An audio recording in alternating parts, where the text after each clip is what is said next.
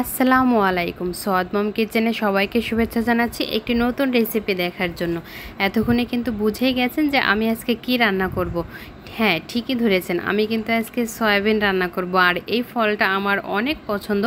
আমার বাড়িতে যেদিন এটা রান্না হয় সেদিন কিন্তু মাছ মাংস কিছুই লাগে না, শুধু এই তরকারিটা হলেই হয়। আর এই তরকারিটা এমন খেতে লাগে যেন আপনি মাংস রেখেই এটাই শুধু খাবেন, আর এতটাই মজা হয়। চলুন তাহলে কিভাবে এই রান্নাটা অনেক বেশি মজা করে করা যায় সেটাই দেখিয়ে দিই। তো আমি কিন্তু কথা বলতে বলতে এটা ভালো করে গরম পানিতে ধুয়ে পরিষ্কার করে নিয়েছি।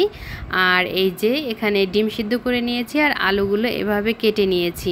আর আলুগুলো কিন্তু একটু মাংসের মতো করে কেটেছি। তো এখন আমি সরিয়ে নিচ্ছি আর চলে যাচ্ছি মূল রান্নায়। চলুন তাহলে রান্নাটা দেখে নিই। প্রথমে সয়াবিনগুলোকে হলুদ আর লবণ দিয়ে ভালো করে একটু মাখিয়ে রেখেছিলাম। আর একটু তেল গরম করে নিয়েছি কড়াইতে। আর এই কড়াইতে দিয়েই আমি একটু সয়াবিনগুলো লাল লাল করে ভেজে নেব। ঠিক এরকম করে লাল লাল করে ভেজে নিয়েছি আমি সয়াবিনগুলো। এর থেকে বেশি ভাজলে কিন্তু পুড়ে যাবে, পরে তিতা লাগবে, খেতে ভালো লাগবে না। তাই একটু হালকা করে লাল লাল করে ভেজে নিয়েছি। আর কড়াইতে পরে আবার একটু তেল দিয়েছি আর এখানে ডিমগুলা দিয়ে দেব। আর ডিমগুলা কিন্তু আমি খুব বেশি ভাজবো না, একটু হালকা করে ভেজে নেব। যেহেতু কড়াইয়ের সাইডে জায়গা আছে তাই আমি এখানে আলুগুলাও দিয়ে দেব একসাথে, সুন্দর করে একটু ভেজে নিব। তো আপনারা চাইলে কিন্তু অবশ্যই এটাকে আলাদা আলাদা করে ভাজতে পারবেন।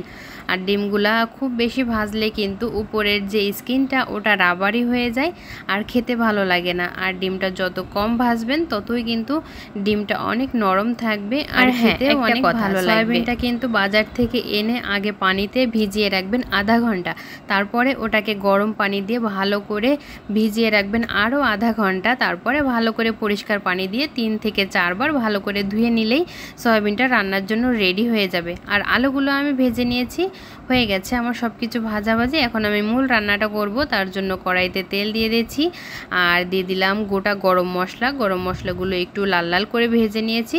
তারপরে দিয়ে দিলাম পেঁয়াজ বাটা, রসুন বাটা, আর এখন দিয়ে দিব হচ্ছে গিয়ে আদা বাটা। আর আমি সবগুলোই 1 চামচ করে দিয়েছি। আর স্বাদ মতো দিয়ে দিলাম লবণ আর হলুদ। আর এখন দিয়ে দিব শুকনা মরিচের গুঁড়া। আপনারা যদি কেউ চান এই শুকনা মরিচের গুঁড়ার বদলে বাটাটাও দিতে পারবেন। আর এখানেই তো কড়াইটা পুড়ে যাচ্ছিল তাই আমি একটু হালকা করে পানি দিয়ে দিয়েছি। আর এই মশলাটা কিন্তু সুন্দর করে কষিয়ে নিতে হবে।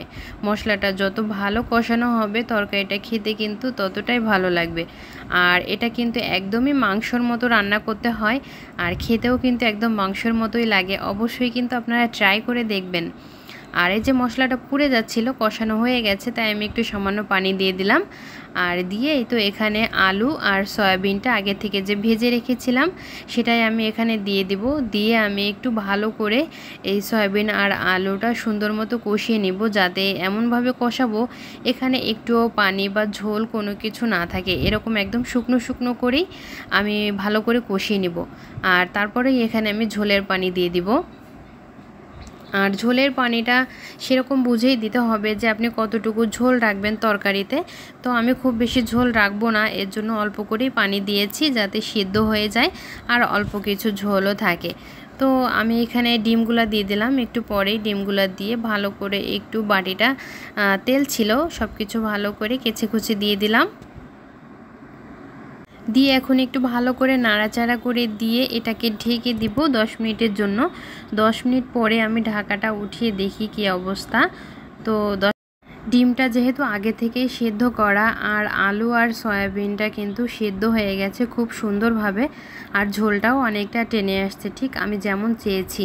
আর একটু একটু নাড়াচাড়া করে দিলাম। নাড়াচাড়া করে দিয়ে আমি এখানে গরম মশলা আর জিরা গুঁড়া অ্যাড করে দিব। আপনারা চাইলে কিন্তু যে কোনো একটা দিতে পারেন, তবে রান্নার শেষে যদি একটু গরম মশলা গুঁড়া আর একটু জিরা গুঁড়া দেন তাহলে কিন্তু রান্নার স্বাদ অনেক বাড়িয়ে দেয়।